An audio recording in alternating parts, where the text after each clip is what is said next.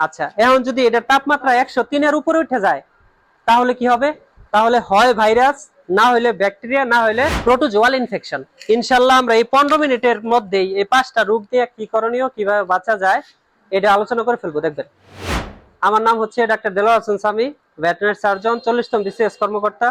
পড়াশোনা করছি বাংলাদেশ কৃষি বিশ্ববিদ্যালয়, হ্যাঁ, পরে করছি মাদ্রাজ ভেটেরিনারি কলেজ চেন্নাই। আগে চাকরি করছি বিএলআরআই এ কুমিল্লাতে, বর্তমানে ডিএলএস এ 40তম বিসিএস এ বাংলাদেশে প্রথম হয়ে আপনাদের উপজেলায় আসছি। তাহলে যে কথা বলতেছিলাম, আমরা সারের সবচেয়ে গুরুত্বপূর্ণ 5টা জিনিস নিয়ে আমরা আলোচনা করব, ঠিক আছে? এরপরে আমরা বাছুরের 5টা গুরুত্বপূর্ণ জিনিস নিয়ে আলোচনা করব, এরপরে গাভীর করব, শেষে ছাগলের যদি সময় পাই করব, আদারওয়াইজ এখানে শেষ করব, ঠিক আছে?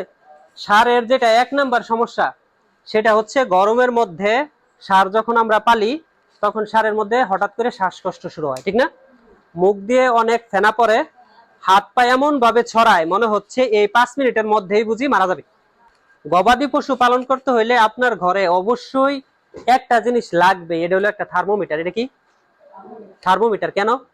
কারণ আপনি যদি গবাদি পশুর ভিতরের তাপমাত্রা কত এটা না জানতে পারেন তাহলে আপনার পশু পালনের অনেক ক্ষতিগ্রস্ত হয়ে যাবেন। কেমন?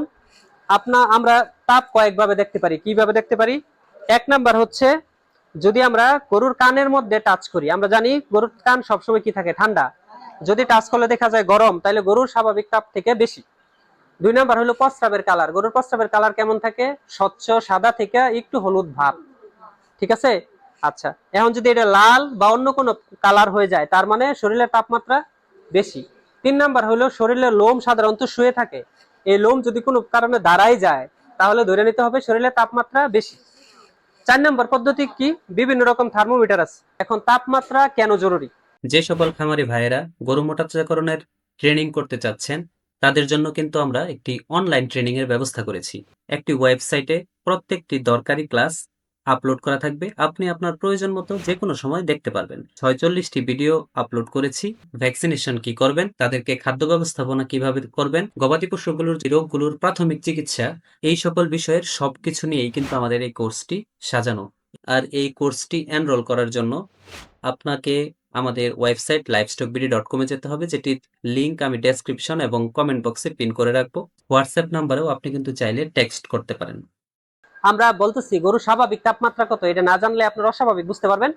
গরুর স্বাভাবিক তাপমাত্রা হলো 101 থেকে 102 ডিগ্রি ফারেনহাইট। 101 থেকে 102 ডিগ্রি ফারেনহাইট।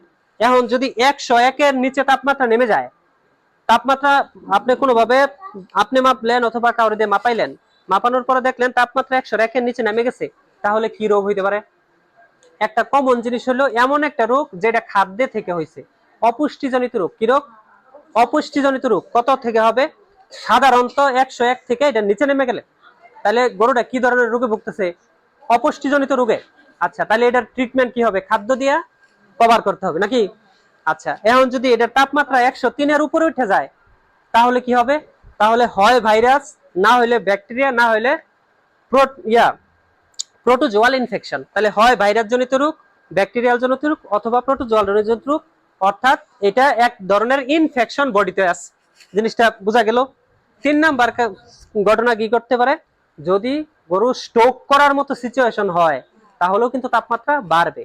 এখন আপনার গরু কি স্ট্রোক করবে কি করবে না এটা আপনি কি দিয়ে বুঝে ফেলতে পারেন? তাপমাত্রা মাপটা বুঝে ফেলতে পারেন, ঠিক না? আচ্ছা, এখন কথা হলো আমরা প্রথম রোগটাতে ফিরে আসি। গরুর মুখ দিয়ে প্রচুর ফেনা আসতেছে, কি ঘটনা করতে পারে? প্রথমে আপনার মাথায় রাখতে হবে যদি ভাইরাস বা ব্যাকটেরিয়া জনিত রোগ হয় তাহলে সাধারণত 6-7 দিনের মধ্যে মারা যাবে না, যাবে না। যদি নিউট্রিশনাল কোনো কারণে হয়, পুষ্টিজনিত কারণে, তাহলে সাধারণত 1 মাসের মধ্যে মরবে না, মরবে? তাহলে একটা কারণেই মরতে পারে, এটা কি? এটা হলো যদি স্ট্রোক করে। তাহলে স্ট্রোকের লক্ষণ আপনি পাইলেন, অস্থির হয়ে গেছে, মুখ দিয়ে ফেনা এসে পড়তেছে। এখন আপনার বাইরে থেকে ডাক্তার বাড়ি আপনার পর্যন্ত যাইতেও তো আধা ঘন্টা সময় লাগবে, কিন্তু আপনি কি স্ট্রোক করলে আধা ঘন্টা সময় দিবে? না। আপনার সাথে সাথে কি করতে হবে? শরীরে পর্যাপ্ত পরিমাণ পানি দিতে হবে। কেমন পানি দিতে হবে? মানুষ কি করে? 1 মগ পানি নিয়ে এরকম হাত দিয়ে ছিটাই দেয়, ছিটাই দেয়, ছিটাই দেয়। এই সব করা যাবে না। আমাদের যদি মোটরের লাইন থাকে, মোটরের লাইন দিয়ে সম্পূর্ণ শরীর এমন ভাবে ভিজাই দিব যেন পুরা শরীর কি হয়, একদম ঠান্ডা হয়ে যায়। জিনিসটা কি সবাই ক্লিয়ার? যদি ওই সময় পানি খায় তাহলে আমরা লবণ খাওয়াবো, স্যালাইন যুক্ত পানি খাওয়াবো। খাওয়াইতে পারি, অথবা সব থেকে ভালো হলো লেবুযুক্ত পানি খাওয়ানো। জিনিসটা কি একদম ক্লিয়ার? তাহলে এই ছোট্ট কাজটা যদি আপনি করেন, তাহলে আপনাদের যখন বড় ষাঁড় পালবেন, দেখবেন এই ষাঁড়গুলা আর স্ট্রোক করে মারা যাইতেছে না। আমাদের একটা ভ্রান্ত ধারণা আছে কি, বেশি করে পানি দিলে গরু ঠান্ডা লাগতে পারে। হ্যাঁ, লাগতে পারে, ঠান্ডা লাগতে পারে, 10টা ঠান্ডার ওষুধ খাওয়াবেন ভালো হয়ে যাবে, কিন্তু গরু তো জীবন বাঁচবে, বাঁচবে না? অনেকে আমরা কি করি, শীতের দিন গরু মারা যাইতেছে, স্ট্রোক করতেছে, বোঝা যাচ্ছে, পানি দিতে চাই না। ঠিক আছে, অনেকে কয় যে আমরা শীতের দিন স্ট্রোক করে, এটা কে বলছে আপনারা শীতের দিন স্ট্রোক করে না? 3 নাম্বার কথা হলো, আমরা বড় বড় ষাঁড় পালি, এই যেই গোয়াল ঘরে ষাঁড় রাখি ওইখানে ফ্যান রাখি না। ঠিক আছে, এটা করা যাবে? এটা করা যাবে না। আমরা কি করি, ষাঁড় ঘর থেকে বের করি না, বলি মানুষের চোখ লাগবে। ঠিক আছে, এটা বিশ্বাস করা যাবে? করা যাবে না। মানুষ, আল্লাহ যদি আপনারা বদনজরের মধ্যে ফালে, আপনি যে কোনো সিচুয়েশনের মধ্যেই করতে পারেন। তাহলে আমাদের করণীয় কি? তাহলে স্ট্রোক থেকে আমরা কিভাবে বাঁচতে পারি? আমাদের পর্যাপ্ত পরিমাণে পানি ঢালতে হবে। 2 নাম্বার কথা হলো, ঠান্ডা পরিষ্কার পরিচ্ছন্ন জায়গায় গরু রাখতে হবে। পর্যাপ্ত পরিমাণ পানি খাওয়াইতে হবে গরুরে। ঠিক আছে। 4 নাম্বার কথা হলো, লেবু খাওয়াইতে হবে। লেবু, লেবু কেন? In sense of vitamin C, vitamin C খাওয়াইতে হবে।